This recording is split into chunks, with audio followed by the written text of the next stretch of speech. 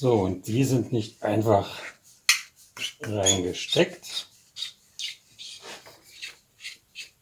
Nein, die sind reingeschraubt.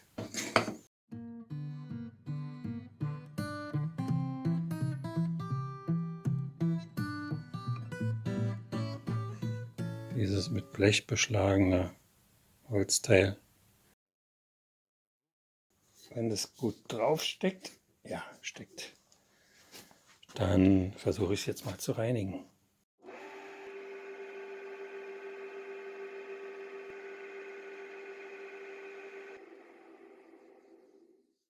Man sieht hier schon so ein bisschen kleine Beschädigung. Ist halt dünnes Blech. So.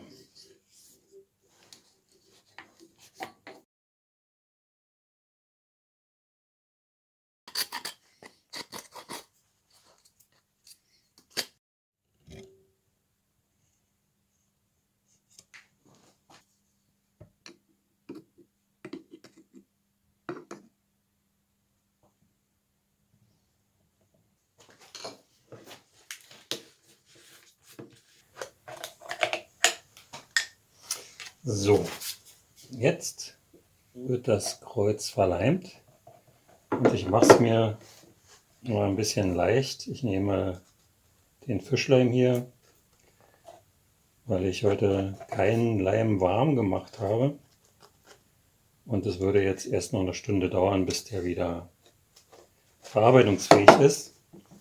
Deshalb der Fischleim von Crema. So.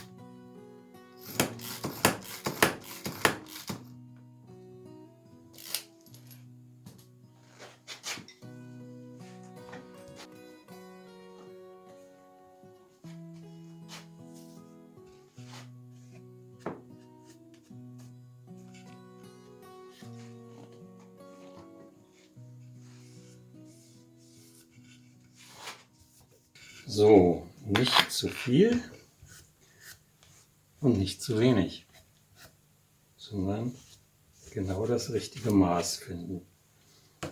Übrigens, wie mit allen Dingen im Leben. So ist der alte Charme vom Opa noch zu erkennen. Auch so ein bisschen die Abgenutztheit, die wollen wir erhalten. Aber er soll auch wieder stabil sein für die nächsten Klavierspieler-Generationen.